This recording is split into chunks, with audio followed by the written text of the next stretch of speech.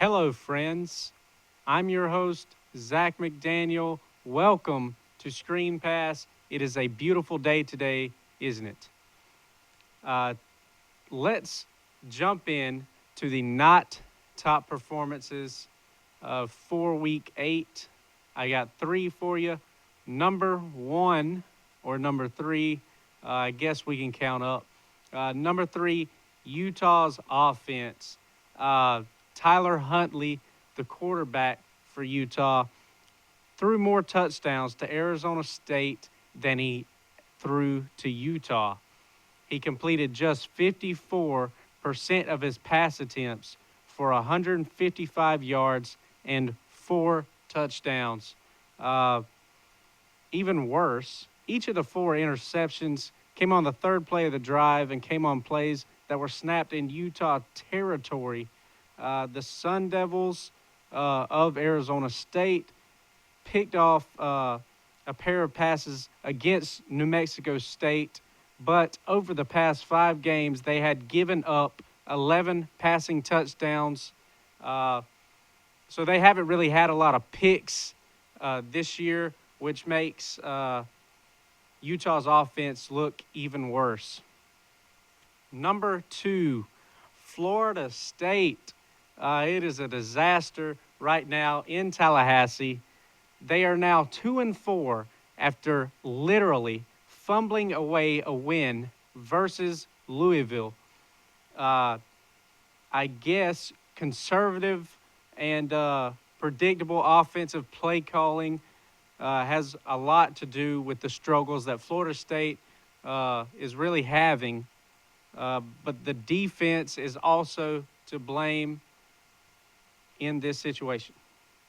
Number one, my number one not top performance of week 7 or week 8 is Tennessee. The Volunteers have gained a combined 574 yards in the past 3 meetings against Alabama. And Saturday afternoon, Alabama had 604 yards against Tennessee. That was 1 game compared to 5 games, and Tennessee hasn't even reached 600 yards in 3 games. So I guess it's safe to say Butch Jones' seat just got a lot hotter Saturday. Now, let's move in to the top performances. I got 5 for you. We're going to start off with number 5, Drew Lock, the quarterback out of Missouri. He threw for 467 yards and 6 touchdowns against Idaho, and Idaho's defense it's a decent defense. Now they haven't given up 213 yards to a quarterback in a single game this season, and Drew Lock eclipsed 213 yards before the end of the first quarter. So pretty good stuff. Again, he had 467 yards and 6 touchdowns. Good for Drew Lock. Number 4, FAU's offense. Lane Kiffin's Owls had 804 yards in a 69-31 win. That 809 yards, those yards were a Conference USA record. Jason Driscoll threw for 357 yards, 2 touchdowns. Again, that is a record for Conference USA for yards in a game. Number 3, TCU's defense. They played Kansas this weekend, and oh boy, the Jayhawks had 21 yards, not 21 points, 21 yards of total offense, which sets a new low record for yards in a Big 12 game.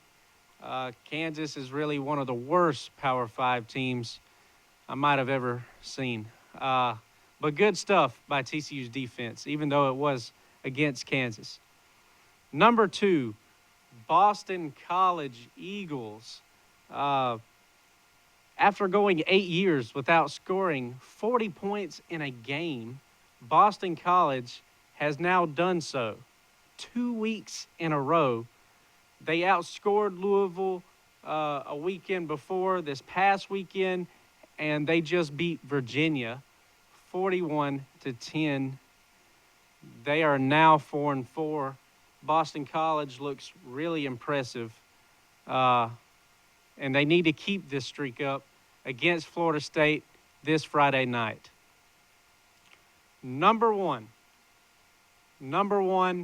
top performer for Week 8, Saquon Barkley, running back out of Penn State. I bet you saw this coming.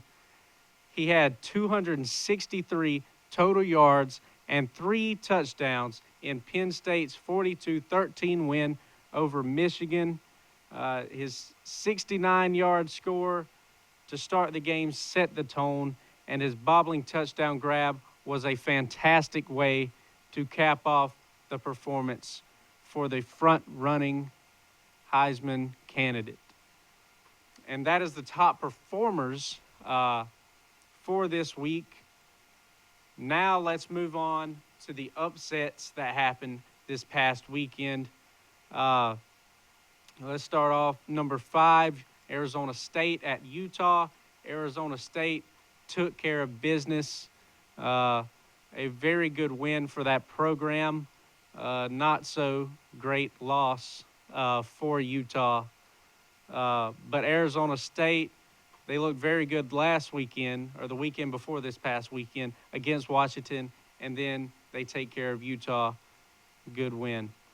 Number 4, Fresno State at San Diego State. Fresno State won 27-3. Just wow. Rashad Penny couldn't really get much going.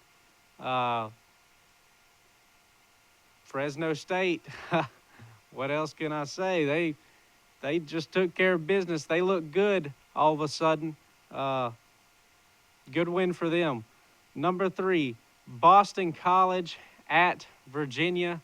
Boston College won 41-10.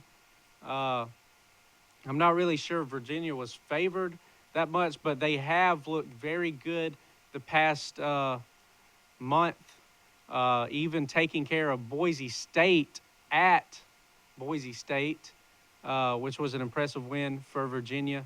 And then they have a letdown like this, but very good for Boston College. A.J. Dillon, a very good running back. Their quarterback is playing well. Let's see if they can keep up the success this Friday against Florida State, like I said before. Number 2, Louisville at Florida State. Florida State was favored in this game, and they dropped that again. Louisville wins 31-28. The game was tied 28-28. And then James Blackman fumbled the football at the 20. They could have just kicked the field goal, run the clock out, whatever, won the game. But they fumbled the ball away, let Lamar Jackson drive down the field, and lost 31-28. Good win for Louisville, though. And number 1, USC at Notre Dame. This wasn't like a huge upset or anything, sort of. Notre Dame was ranked number 13, and USC was number 11. But Notre Dame won 49-14 against USC. So that is a huge win for the Fighting Irish. Let's move on to the last segment, my Week 9 picks.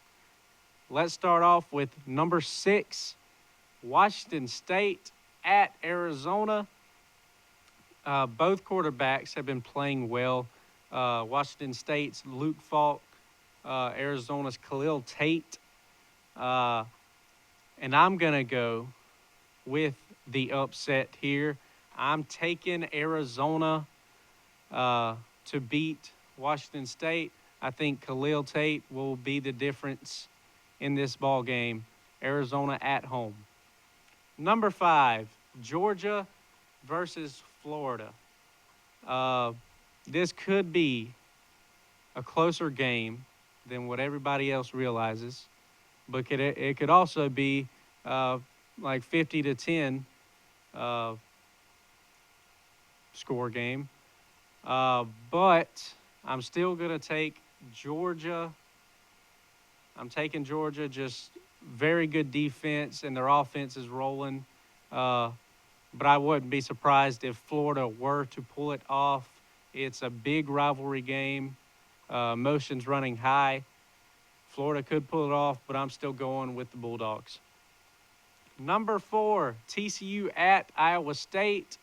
This could also be another one of those games where Iowa State could pull off some kind of crazy upset. But I'm still going with the Horned Frogs. I think they take care of business on the road. Number 3, Oklahoma State at West Virginia. Both quarterbacks, again, have been playing well. Mason Rudolph, Will Grier. And again, I'm going to go with the upset. I'm taking West Virginia in this one. I think West Virginia is going to be able to outscore Oklahoma State. It should be a high-scoring game. Number 2, NC State at Notre Dame. This is a very interesting matchup. It could determine who gets into the playoffs in the future. You know, it could determine the 4th spot. I'm going to go with Notre Dame for this one. I think Brandon Wimbush is going to be limited on the ground. NC State's going to shut that down. They might shut Adams down for a little bit. You can only contain somebody as explosive as that for so long. Brandon Wimbush is going to have to get his yards through the air against NC State, and I think he will do just that. Number 1, the number 1 game of this week, Penn State at Ohio State. Penn State won last week against Michigan in a blowout. It wasn't just a win, it was a blowout. This is a really tough one, but I think Ohio State is going to be able to pull it off at home. I'm going with the Buckeyes for this one. I think it's going to be a very good game. J.T. Barrett gets his offense rolling. Ohio State has a very good defensive line, one of the best in the country. It's a little bit underrated to me, but it is top 5 or at least top 10 in the country. I know Ohio State's secondary looked terrible at the beginning of the season. I think they got all that squared away. I think the Buckeyes are going to escape with a victory against number 2 ranked Penn State. And that is it for this episode of Screen Pass. Make sure you follow Screen Pass on